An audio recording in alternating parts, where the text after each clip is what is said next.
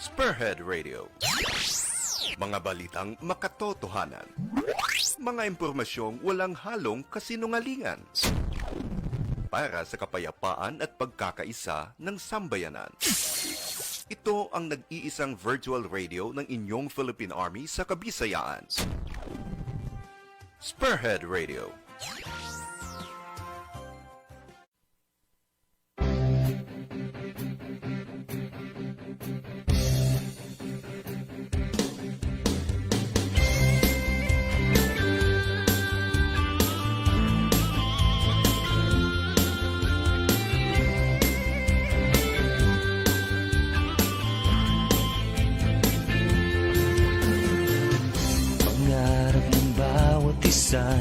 Dito na magsisimula, patuloy lang lumaban, kasama mo kami. Huwag lang sumuko, huwag patatalo, lagi mong tatandaan, kasama mo kami. Spearhead Radio ang magsiservisyo sa ating bayan.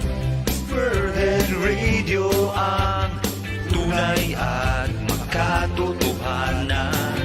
Spearhead Radio ang sigaw ng matanda at kabataan. Spearhead Radio na, tayo na sa radyo isang bayan na. Katroopers nyo na maaasahan, katroopers nyo na masasandalan. Ulan bumagyo, lumindol, bumaha, dito kami sundalo ng bayan. Huwag kang sumuko, huwag patatalo, lagi mong tatandaan, kasama mo kami. Spearhead Radio ang magsiservisyo sa ating bayan. Spearhead Radio ang tunay at makatotohanan. Spearhead Radio ang sigaw ng matanda at kabataan. Spearhead Radio na, tayo na sa radyo isang bayan na. Katroopers nyo na maaasahan, katroopers nyo na masasandalan. Ulan bumagyo, lumindol, bumaha, dito kami sundalo ng bayan. Huwag kang sumuko, huwag patatalo, lagi mong tatandaan, kasama mo kami. Spearhead Radio ang magsiservisyo sa ating bayan.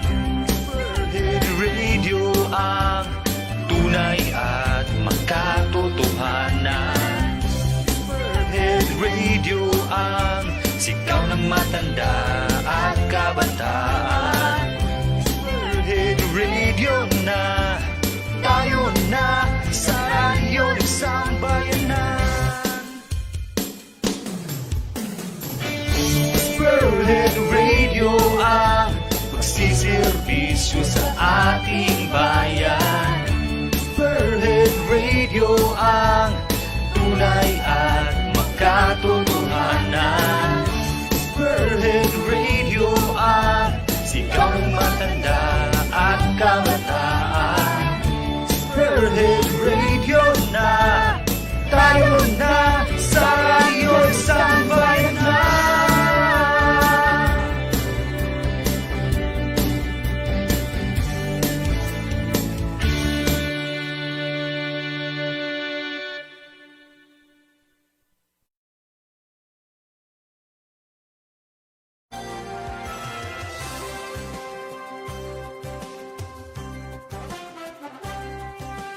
Spearhead Radio. Mga balitang makatotohanan. Mga impormasyong walang halong kasinungalingan. Para sa kapayapaan at pagkakaisa ng sambayanan. Ito Ito ang nag-iisang virtual radio ng inyong Philippine Army sa Kabisayaan.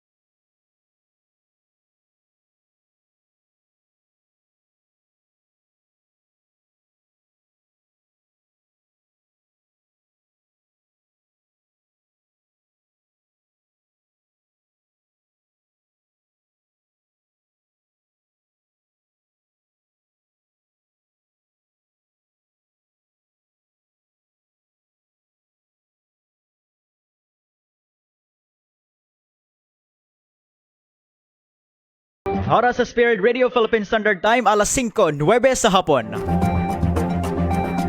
Magandang hapon, Luzon, Visayas at Mindanao. Ito ang Spearhead Balita sa hapon, ang news program ng Spearhead Radio. 3rd Infantry Division, Philippine Army. Araw tayo ng Huwebes, September 23, 2021. Ako ang inyong tagapagbalita, Spearhead Trooper Von David Cabagua.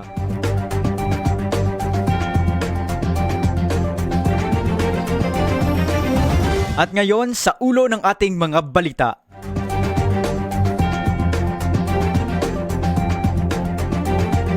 TESDA Southern Leyte at 14th IB magkatuwang sa pagsulong ng mga programa pangkapayapaan at kaunlaran. CEO ng DBSN Farms Agri-Ventures Corporation bumisita sa 14th IB. 5 bangkay, mga baril at pampasabog na recover sa engkwentro sa Barangay Dongega, Santa Teresita, Cagayan. 5 teroristang NPA patay sa engkwentro sa Bukidnon. At para sa ating COVID-19 update, mahigit 1,000 na COVID-19 recoveries sa Western Visayas na itala nitong araw ng Miyerkules.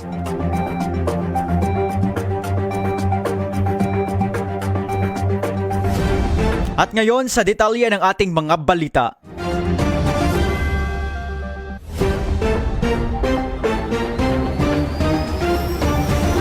Ang 14th Infantry Avenger Battalion ay nagbigay ng tulong sa TESDA Southern Leyte upang maihatid ang 100 peraso na toolkits mula sa TESDA Regional Office, Barangay Abukay, Tacloban City, Leyte, papunta sa Maasin City, Southern Leyte. Itong ika-17 ng Setyembre 2021. Ang nasabing mga toolkits ay ibibigay sa mga nagsipagtapos ng kursong Driving NC2 mula sa malalayo at liblib na lugar na benepisyaryo ng programang Poverty Reduction, Livelihood and Employment Cluster o PRLEC ng Task Force to End Local Communist Armed Conflict sa ilalim ng Executive Order No. 70. Sa kasalukuyan, tinutugunan ng PRLEC Southern Leyte ang mga isyong pangkabuhayan at akmang kagamitan sa mga convas at gidas nang sa gayon ay may angat ang antas ng pamumuhay at tuluyan iwaksi ang propaganda ng CPP-NPA-NDF. Sa tuluyang pagsasama-sama at pagtutulungan ng mga ahensya ng pamahalaan o tinatawag na whole of the nation approach ay may papaabot ang mga programa at serbisyo ng pamahalaan sa mga mamamayan. Ang gawaing ito ay naglalayong tuluyan ng wakasan ang local communist armed conflict sa bansa upang makamit ang kaayusan, kapayapaan at kaunlaran sa probinsya ng Leyte at Southern Leyte maging sa buong bansa.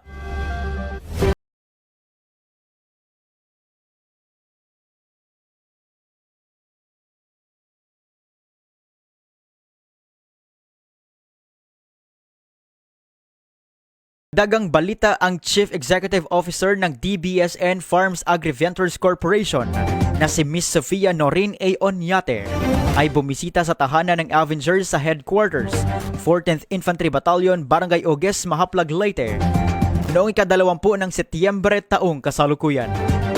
Bilang bahagi ng kanilang Project Sharp o ang Sparking Hope and Rekindling Passion, nagbahagi ang DBSN Farms Agri-Ventures Corporation ng mga ballpen at lapis sa 14th Infantry Avenger Battalion upang ito ay may paabot sa mga kabataang mag-aaral. Ang Project Sharp ay nagbigay ng inspirasyon at pag-asa sa mga kabataang mag-aral upang maabot ang kani-kanilang pangarap sa buhay. Sa kasalukuyan, katulong ng 14th IB ang Project Sharp, nagpaabot ng mga school supplies sa mga RCSP barangay sa Leyte at Southern Leyte. Patuloy na makikipagtulungan ang 14th IB sa iba't ibang organisasyon at mga pribadong sektor ng lipunan upang maihatid ang mga serbisyo at tulong sa ating mga kababayan nang sa gayon ay mapanatili ang kaayusan, kapayapaan at kaunlaran sa probinsya ng Leyte at Southern Leyte.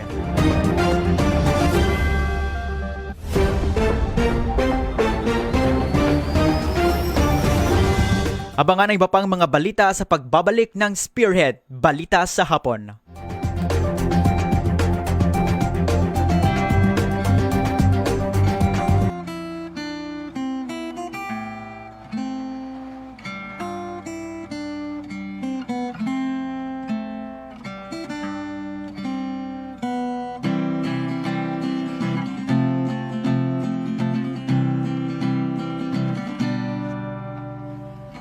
Maraming hamon man ang pilit sa ating sumira.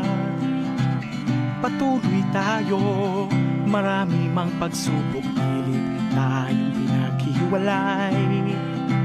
Tayong magkadugo, mga bawal na gawa, kahit patuloy mang umugong. Sa bawat isa, binabalot man ang maling bisyo at pag-aaway. Sa sariling lupa, tinahakman natin ng mga maling landas, binabalot man ng mga sariling batas. Ngunit mayroon pa rin panibagong pag-asang mahuwagayway ang payapang bandera. Kabataan, tayo na, isigaw na ang pagbabago at pagkakaisa. Tayo ang simula, ating suyurin ang bukas at panibagong umaga. Kabataan, halika na't sumigaw na, na tayo mismo ang natatanging pag-asa. Gawin ang makakaya sa sarili at bayan. Kabataan, tayo na.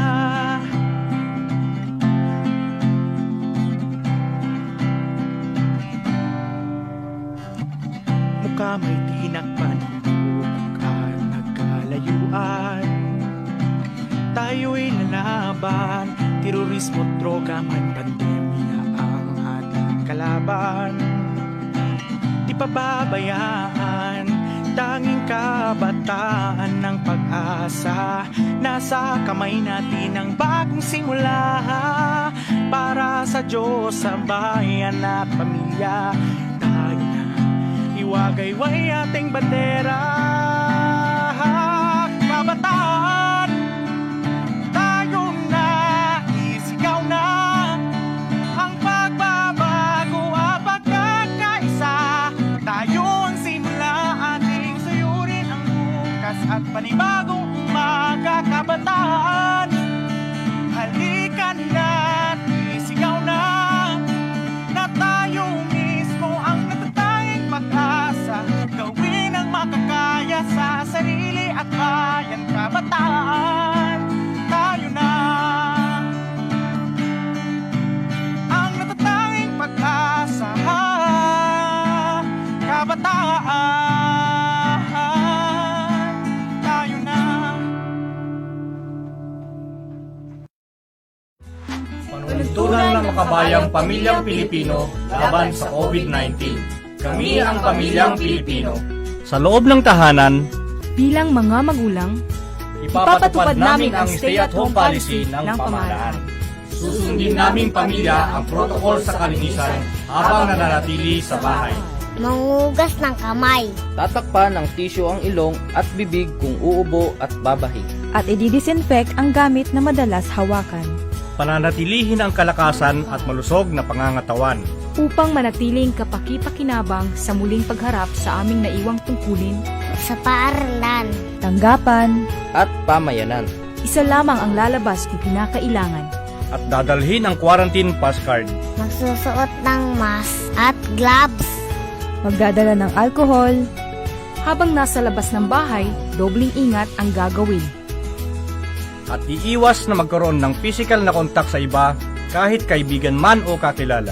Hindi namin kakalimutan na dahil sa krisis na ito, Maraming buhay ang nawala. Samantalang, ang iba ay patuloy na lumalaban. At pinapaglaban ang ibang kababayan. upang matapos na ang hirap na kinakaharap ng buong sambayanan. Dahil dito, patuloy kaming mananalangin sa dakilang lumikha. At susunod sa mga pag-uutos ng aming pamahalaan. Bilang tanda ng malasakit sa aming kapwa at pagmamahal sa bansa. Pamilyang Pilipino, we heal as one.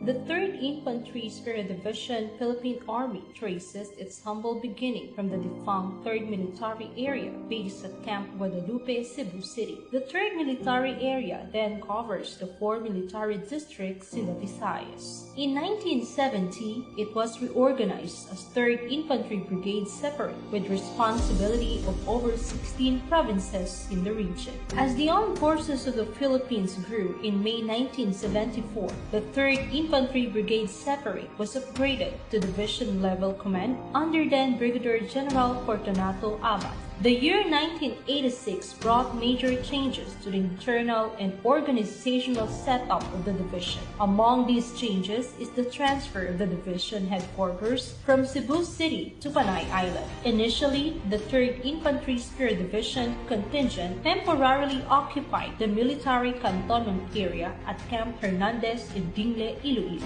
The 3rd Infantry Brigade Separate Philippine Army, then under the command of Brigadier General Fortunato U. Abad, Armed Forces of the Philippines, was redesignated as 3rd Infantry Tagapanguna Division, Philippine Army on 01 May 1974, pursuant to General Orders Number 623, General Headquarters, Armed Forces of the Philippines. The present cantonment area of the 3ID was granted through Presidential Proclamation Number 67 by President Diosdado Macapagal. It was then called Camp Haina Norte, named after the host barangay. In the same year, the Sangguniang Bayan of Amindan Capiz, through Resolution Number 19, Series of 1986, officially proclaimed the dedication of the camp in the name of Brigadier General Macario B. Peralta Jr. General Peralta was a guerrilla hero during the last World War who, as a Philippine military major, organized the 6th Military District based in Panay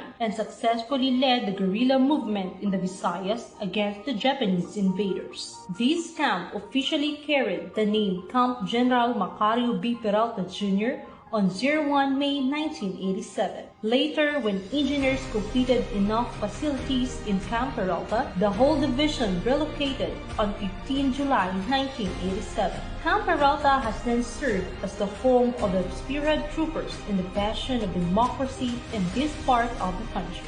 In order to accomplish its mission, the division employs the 3 maneuver brigades, which include 301st Bayanihan Brigade, stationed at Camp Hernandez Dingle, Iloilo, 302nd Achiever Brigade, stationed at Camp Leon Pilat, Barangay Santa Cruz Viejo, Tanahay, Negros Oriental, and the 303rd Brown Eagle Brigade, stationed in Camp Hirona, Murcia, Negros Occidental. In 2015, Headquarters CENTCOM's FRAG-O provided the shifting of main effort from 8ID to 3ID in the area of responsibility over Cebu Province. The need to extend the area of responsibility of the 302nd Infantry Brigade to cover Cebu paved way for the launching of FRAG-O 03-2014, dated 14 January 2015, considering the declaration of Capiz, Iloilo, Antique, Negros Occidental, and Negros Oriental as peaceful and ready for further development provinces, and declaration of the provinces of Siquijor, Guimaras, Cebu, and Aklan as normalized and insurgency-free provinces. In consonant to the AFP's DSSP Kapayapaan Campaign Plan Pag-Uswag, which was anchored on the idea of moving forward, was implemented to better address the ever-changing dynamics of threat and security. The 3rd Infantry Spear Division Philippine Army, under the sterling leadership of Major General Eric C. Binoya, Philippine Army, its 32nd commander,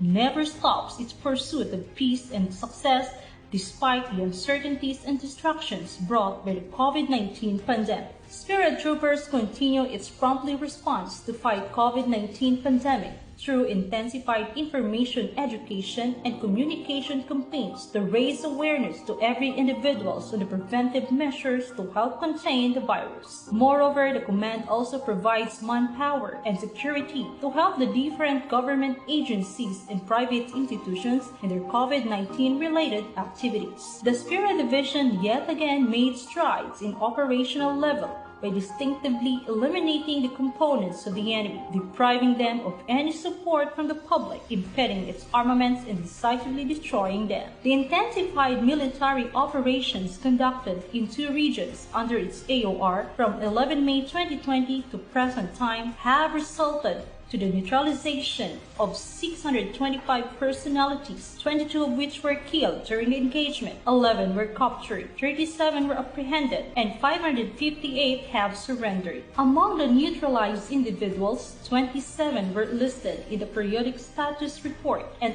55 were identified as regular members. For the firearms gained, 40 high-powered firearms and 159 low-powered firearms were acquired during the period. On 02 October 2020, the operationalization of the very first local organization of former rebels in the Visayas, dubbed as 3ID Local Cadre Team, was launched. 3ID LCT is composed of 15 former rebels from 3 infantry brigades and 3 CMO battalion who successfully completed the speaker's team training. Together with them are the personnel of 3 CMO battalion who serve as their handlers. Its concept of operation was adapted from the AFP's National Cadre Team and Area Cadre Team that significantly helped the NTF ELCA. It also designs to assist tactical units in addressing both the CTG's red and white area operations, especially the community support program of teams who are deployed in the focus areas of the division in the organization's effort on preventing and countering violent extremism. The 301st Infantry Brigade, under the leadership of Brigadier General Marion R. Season, Philippine Army, initiated and facilitated another remarkable event in 2020 that created enormous impact on the campaign against the CDGs. The conduct of Panay Peace Summit 2020 was successfully delivered on 10 to 11 December 2020 at Pasig City, Iloilo, and Tapasca Peace, respectively, to showcase the support of the Regional Task Force in ending local communist armed conflict, the local chief executives as advocates of genuine peace for Panay Island, and to present the 100 former rebels and members of the Sambayanan Panay sectoral organizations and other pro-government groups. The NTF-LCAC's team of national speakers, composed of PCOO Undersecretary Lorraine Marie T. Baduy, Lieutenant General Antonio G. Perladi Jr., Philippine Army, Commander, Southern Luzon Command, Armed Forces of the Philippines, National Cadre team members Jeffrey K. Celis, Joy James K. Amihan Seguino, and Sambayanan Panay Secretary General Father Jade Mark Dodoyco led the summit's campaign for the truth through their testimonies. No one can stop the blazing passion of every spearhead troopers who are always committed to serve and secure Western and Central Visayas amidst any challenges. Today marks the 47th year of the 3ID's selfless love and compassion as living heroes of the Kabisayan. Cheers to more successful years towards living our dream of a peaceful and progressive Region 6 and 7. Happy 47th founding anniversary, 3rd Infantry Spear Division, Philippine Army.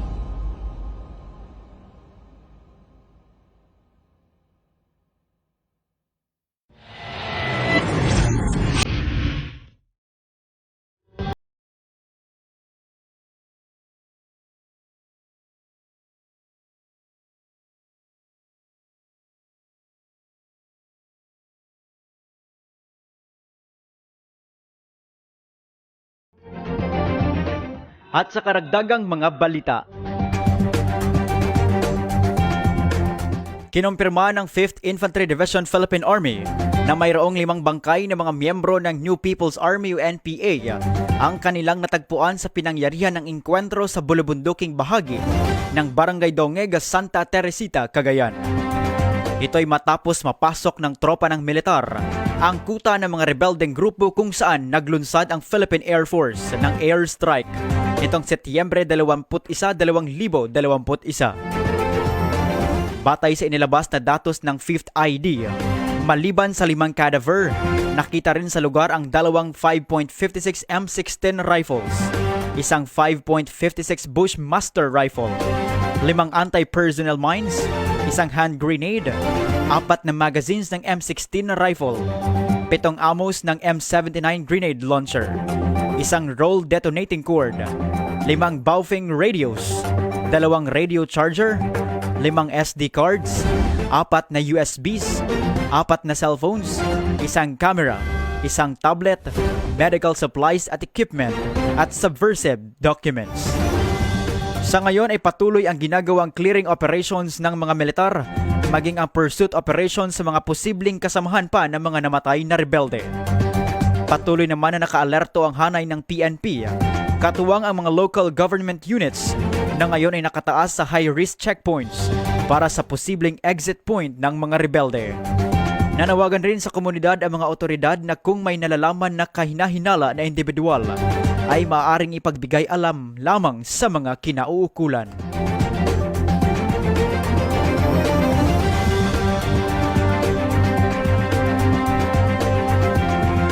At sa karagdagang balita, napatay ng tropa ng militar ang 5 miyembro ng New People's Army o NPA nang magkasagupa sa sitio Kugon-Kugon na Barangay Manalog, Malaybalay City, Bukidnon. Ayon kay 4th ID Philippine Army spokesperson Major Francisco Garelio Jr., nang magsagawa umano ang tropa ng 1st Special Forces Battalion at 8th Infantry Battalion Philippine Army ng focused military operation ukol sa reliable information mula sa mga sibilyan ang pinagkukutaan ng National Operations Command ng CPP-NPA. COMED at Regional Operations Command Headquarters Forces NEO, Regional Centro de Gravidad Compact at Guerrilla Front 89 ng North Central Mindanao Regional Committee. Nang pasukin ng mga tropa ng pamahalaan ang nagsilbing hideout, ay nagkaroon ng palitan ng putok sa 15 miyembro ng NPA na nagresulta ng pagkasawi ng 5 rebelde.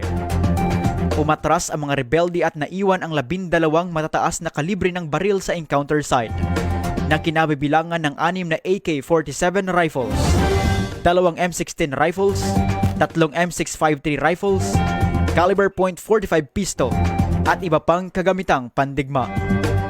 Wala namang naiulat na sugatan o nasawi mula sa panig ng gobyerno.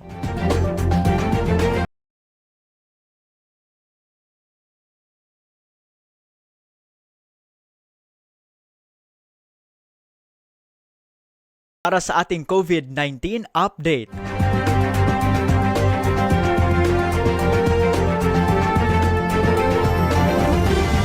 Nakapagtala ng mahigit 1,000 na COVID-19 recoveries ang Western Visayas nitong araw ng Miyerkules, Setyembre 22 taong kasalukuyan. Sa tala ng DOH-6, mayroong 1,039 na individual ang nakarecover sa COVID-19 nitong araw ng Miyerkules. Sa nasabing bilang, 38 ay mula sa Aklan, 73 sa probinsya ng Capiz, 407 sa Iloilo Province, 250 sa Negros Occidental, 206 sa Bacolod City at 38 sa probinsya ng Antique. Sa kasalukuyan, nasa 104,309 na ang kabuuang COVID-19 recoveries sa rehiyon.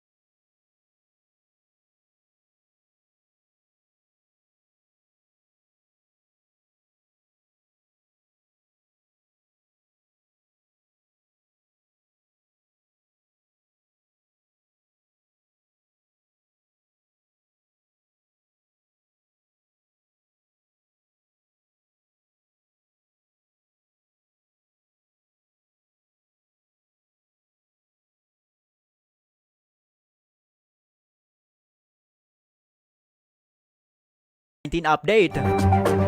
Mahigit 1,000 na COVID-19 recoveries sa Western Visayas na itala nitong araw ng Miyerkules.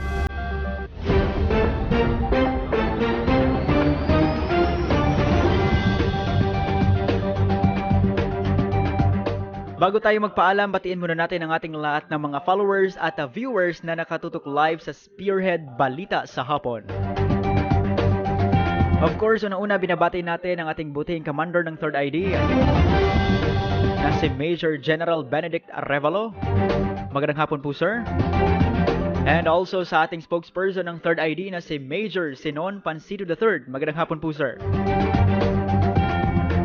And also sa ating mga unit brigade, sa ating mga line units, support unit, elite forces, at post unit na under sa ating 3rd ID. Mga moms and sirs, magandang hapon po and keep safe always.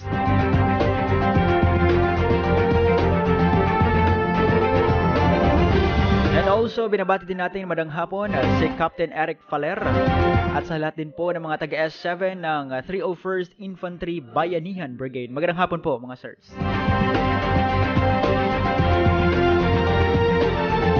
And also, binibati din natin ang mga titos and titas natin dyan abroad sa bansang Italia, sa Cabagua, Kalugas, Kakilganin, Sumabong family. Happy listening po and keep safe. And also, good afternoon din sa Aguilario and Asopardo family sa Bungsuan, Dumaro, Capiz. Kinaan Aguilario Asopardo, magandang hapon. Also to Roy Gaspar watching us live, maraming salamat. And also shout out to Ryle Asopardo, maraming salamat sa pagtutok. And also, good afternoon to Ron Jason Tinguban watching us live from Tigbawan, Iloilo. Maraming salamat po. Also sa ating mga Radio Bandera Group, sa Wild Honey Squad at Secret Troopers. Kina Ma'am Nur Shakira binti Abdullah, Ma'am Karen Rabi, Ma'am Grace Bintao, Hercy Lario, and Ma'am Barido Daidis. To Nicole Cabagua watching us live from Dorog, Leon, Iloilo. Maraming salamat. To Ma'am Yagit Maraat Kanyete. To DJ Wild Honey and to Ma'am Rian. To Betchoy Peprade, magandang hapon po. Maraming salamat. To Papa Paul watching us live. Maraming salamat. And we would like to greet a advance happy birthday kay Papa Paul na magsa-celebrate ng kanyang kaarawan. Happy birthday! Pangbawi yun. To John Guapa Kaayo watching us live from Zamboanga del Norte. Maraming salamat. To RC Celes na nagtatanong kung meron po bang recruitment sa CSP.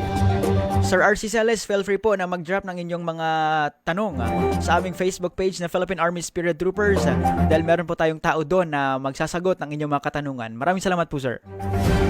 To Ma'am Jenny Pancha of Cebu. To Ma'am Jenny Gilyarawan, maraming salamat. To Ma'am Ranisa Arian Sokilia. To Ron Jason Tinguban from Tigbawan, Iloilo City. Maraming salamat sa pagtutok. To Janet Kakilgan watching us live from Hong Kong, and also shoutout din kina Maribeth, Nika Jane, and Charmaine Kakilgan, and to all the Kakilgan family sa Barangay Bukari, Leon, Iloilo. To Ma'am Lydia J. Lu watching us live from Clex Trading to Budlanao del Norte, at sa lahat din po na makasama niyo po dyan, ma'am, maraming salamat. To Ma'am Barido Daidis watching us live from Hong Kong, maraming salamat. To Ma'am RG Julia Amable, our friend from DSWD, maraming salamat po sa pagtutok. To Willow Frost. To Ann Aguilario Asopardo. To Adrian Garrial. At sa Vince Barbershop, maraming salamat po sa pagtutok. Good afternoon din kay Charlene Silverio Uche. To Hope May, maraming salamat po. Good afternoon to Kim C. Guevara and to Sir June Amante na nakatutok sa atin. Maraming salamat. Also to Dave Bergola watching us live from Pototan, Iloilo. Maraming salamat. Keep safe po, sir. Francisco Flores. At nagtatanong din regarding sa enlistment sa Philippine Army. Pwede po kayong magtanong sa aming Facebook page. Doon po namin sasagutin ang inyong mga katanungan, sir. To Glenver Amor Bangod Bukol watching us live from Dado Alamada, North Cotabato. Maraming salamat. At sa lahat ng ating mga ka-troopers na palaging nakatutok live sa Spearhead Balita sa hapon, maraming salamat po. And please continue liking and sharing our page, ang Philippine Army Spearhead Troopers. Pwede nyo rin i-follow ang aming official Instagram account at just type Spearhead Troopers 90 at ang aming official Twitter account na Spearhead Troopers. And also watching us live from Eastern Mindanao Command at Davao City. Good afternoon to Sir Franco Ver Lopez. Maraming salamat po sa pagbisita, sir, and keep safe. At sa lahat din po ng mga tropa natin dyan sa East Mincom. Keep safe po palagi. Also to Vive Ann Lander watching us live from Tapas Capiz. Maraming salamat.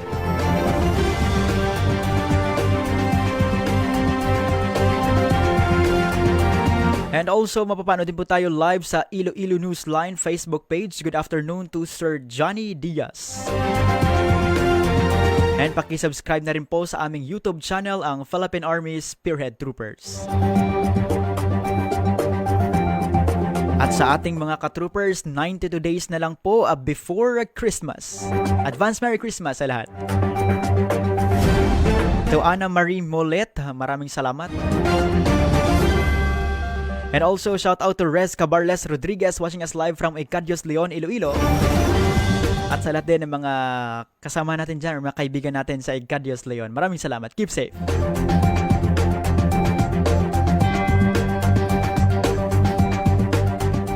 Yan ang kabuuan ng ating pagbabalita sa araw na ito. Abangan iba pang mga balita sa susunod na edisyon ng Spearhead Balita sa Hapon. Dito lamang sa Spearhead Radio. Sa muli akong inyong tagapagbalita, Spearhead Trooper Von David Cabagua. Magandang hapon and keep safe mga ka-troopers.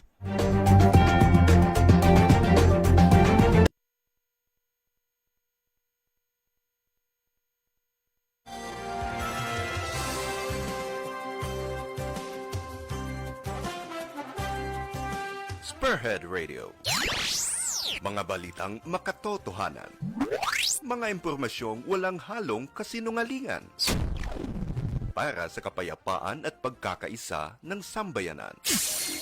Ito ang nag-iisang virtual radio ng inyong Philippine Army sa Kabisayaan. Spearhead Radio.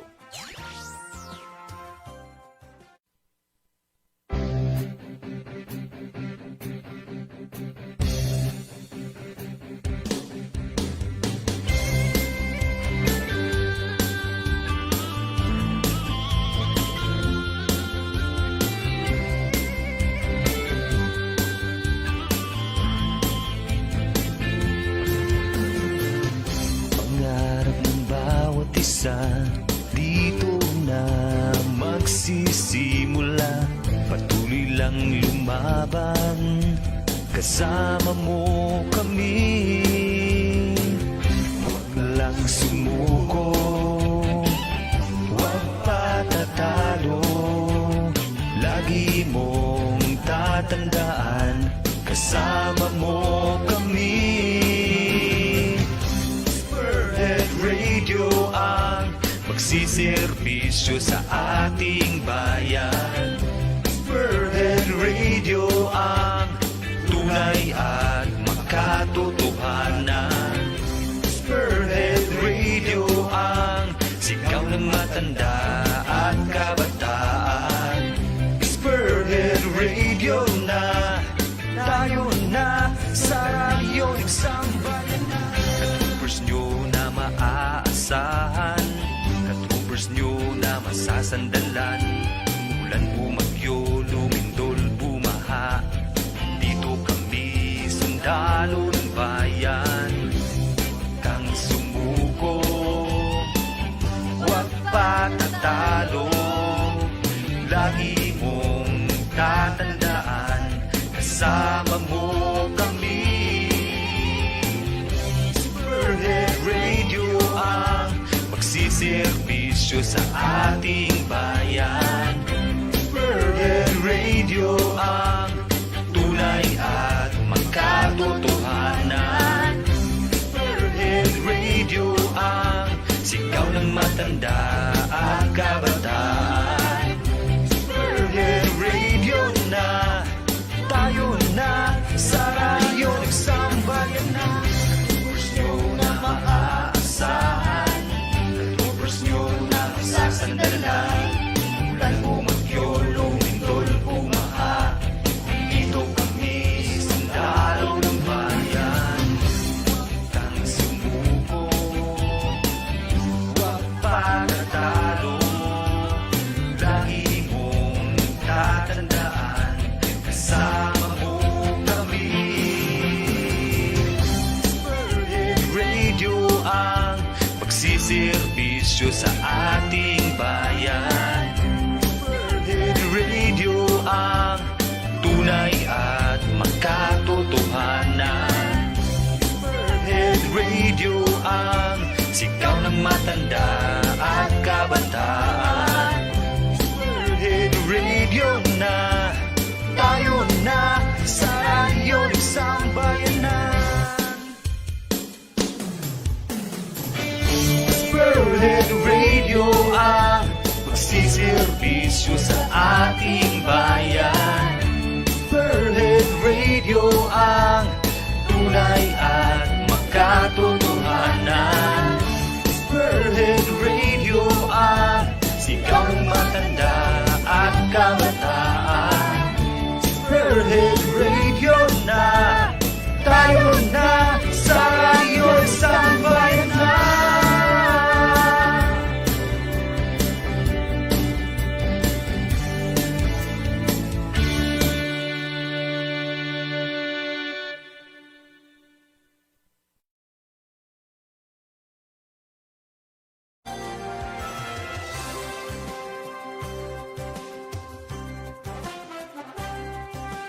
Spearhead Radio.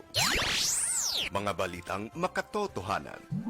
Mga impormasyong walang halong kasinungalingan. Para sa kapayapaan at pagkakaisa ng sambayanan. Ito ang nag-iisang virtual radio ng inyong Philippine Army sa Kabisayaan. Spearhead Radio.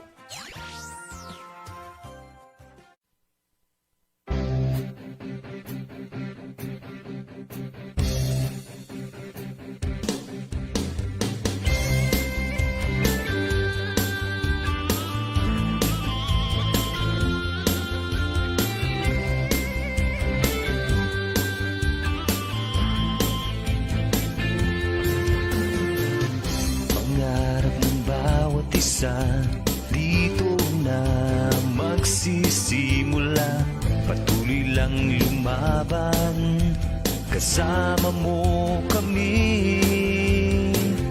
Huwag lang sumuko, huwag patatalo, lagi mong tatandaan, kasama mo kami. Radio ang magsiservisyo sa ating bayan. Spearhead Radio ang tunay at makatotohanan. Spearhead Radio ang sigaw ng matanda at kabataan. Spearhead Radio na, tayo na sa radyo isang bayan na. Troopers nyo na maaasahan, ka-troopers nyo na masasandalan. Ulan bumagyo, lumindol, bumaha, dito kami sundalo ng bayan. Huwag kang sumuko, huwag patatalo, lagi mong tatandaan, kasama mo kami. Spearhead Radio ang magsiservisyo sa ating bayan. Spearhead Radio ang tunay at makatotohanan. Spearhead Radio ang sigaw ng matanda at kabataan. Spearhead Radio na, tayo na sa radyo isang bayan na. Maaasahan, troopers nyo na masasandalan. Ulan bumagyo, lumindol, bumaha, dito kami sundalo ng bayan. Huwag kang sumuko, huwag patatalo, lagi mong tatandaan, kasama mo kami. Ang magsiservisyo sa ating bayan.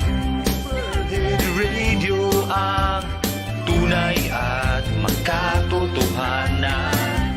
Spearhead Radio ang sigaw ng matanda at kabataan. Spearhead Radio na, tayo na sa radyo isang bayanan. Spearhead Radio ang magsiservisyo sa ating bayan. Spearhead Radio ang tunay at makatotohanan. Spearhead Radio ang sigaw ng matanda at kabataan. Spearhead Radio na, tayo na sa radyo isang bayanan.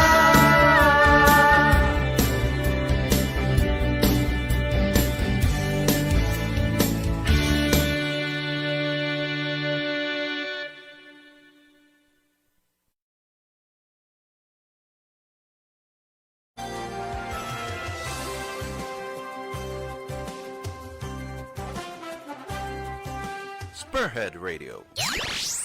Mga balitang makatotohanan. Mga impormasyong walang halong kasinungalingan. Para sa kapayapaan at pagkakaisa ng sambayanan. Ito Ito ang nag-iisang virtual radio ng inyong Philippine Army sa Kabisayaan. Spearhead Radio.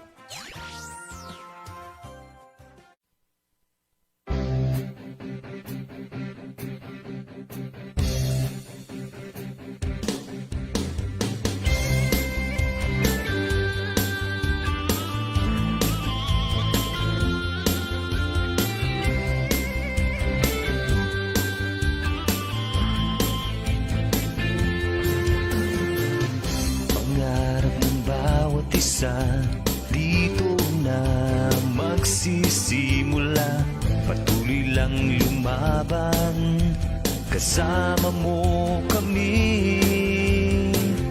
Huwag lang sumuko, huwag patatalo, lagi mong tatandaan, kasama mo kami. Spearhead Radio ang magsiservisyo sa ating bayan. Spearhead Radio ang tunay at makatotohanan. Spearhead Radio ang sigaw ng matanda at kabataan. Spearhead Radio na, tayo na sa radyo isang bayan na. Katroopers nyo na maaasahan, katroopers nyo na masasandalan. Ulan bumagyo, lumindol, bumaha, dito kami sundalo ng bayan. Huwag kang sumuko, huwag patatalo, lagi mong tatandaan, kasama mo kami. Spearhead Radio ang magsiservisyo sa ating bayan. Spearhead Radio ang